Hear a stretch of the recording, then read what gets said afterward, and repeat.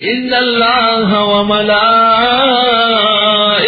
یصلون علی النبی، بے شک اللہ تعالیٰ اور اس کے فرشتے درود بھیجتے ہیں پیغمبر پر.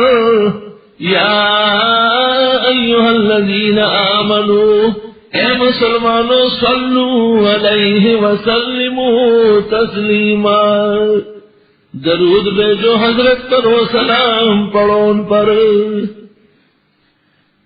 بے شک اللہ اور اس کے فرشتے، اللہ رحمتوں کی بارش فرماتے ہیں اور فرشتے پیغمبر کے احترام اور تکریم بجا لاتے ہیں.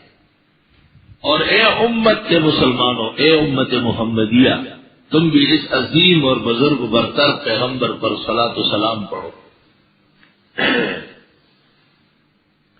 یہاں تفصیل تو بہت زیادہ ہے، اور میں نے احسن التسلیم فیما احدث من الصلاۃ والتسلیم، یعنی بدعتیوں کا مبتدعانہ درود السلام کی شرعی حیثیت، بدعتیوں کے درود السلام کی شرعی حیثیت، یہ اس کا اردو میں نام. اس موضوع پر محقق الاسر مولانا سرفراز خان صاحب کی کتاب درود شریف پڑھنے کا شرعی طریقہ، اور اس سے پہلے ابن قیم کی کتاب جلاء الافاق فی الصلاۃ والسلام علی خیر الانام،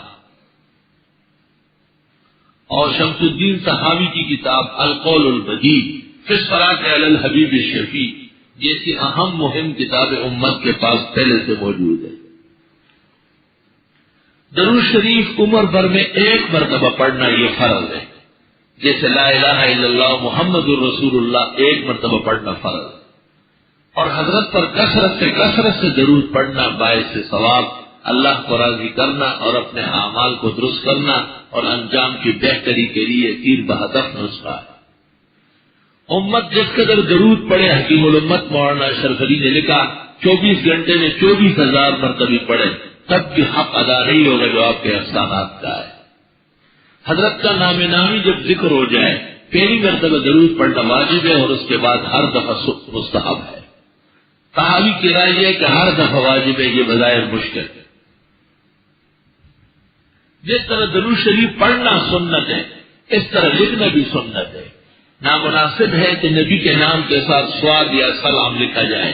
محدث بنوری نے معارف السنن میں حافظ عراقی کے حوالے سے لکھا ہے قیل اول من رمز قطعت یدہ، سب سے پہلے جس نے حضرت کے نام کے کو چھوٹا کیا اور اشاروں میں لکھا اور صلی اللہ علیہ وسلم سے پرہیز کیا، اس کا ہاتھ کاٹا گیا.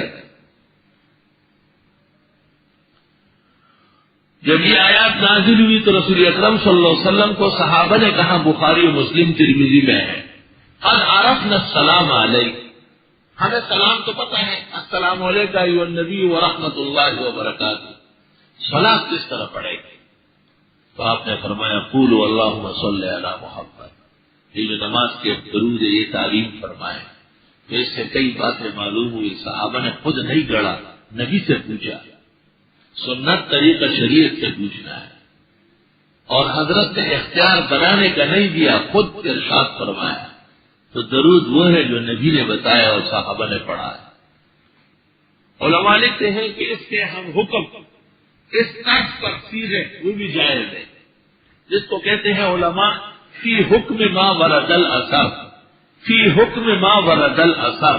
اس کی علامت یہ ہے کہ اس میں اللہ سے مطالبہ ہوگا، اللہم صلی اللہ علیہ یا رب صلی، لیکن الصلاۃ والسلام علیک یا رسول اللہ یا حبیب اللہ یا نبی اللہ یا شفیع المذنبین، یہ الفاظ نبی نے عمر بھر نہ فرمائے ہیں نہ سنے ہیں، صحابہ کرام نے زندگی بھر نہ پڑھے ہیں نہ سنے ہیں، تابعین و اتباع تابعین، محدثین اور فقہاء اور مجتہدین کے ہاں یہ الفاظ نہیں ہیں، یہ 656 سال بعد گھڑے گئے ہیں.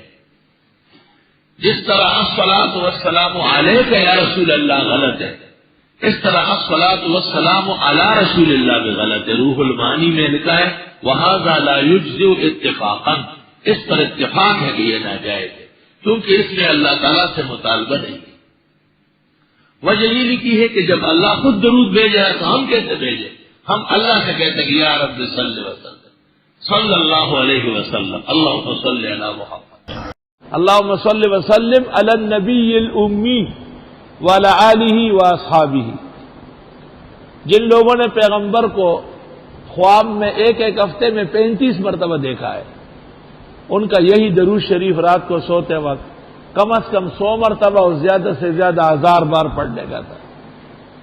شیخ شمس الدین سخاوی نے القول البدیع میں لکھا ہے پیغمبر کی رویت اور زیارت کے لیے یہ اکثیر عمل ہے. اللہم صلی وسلم علی النبی الامی،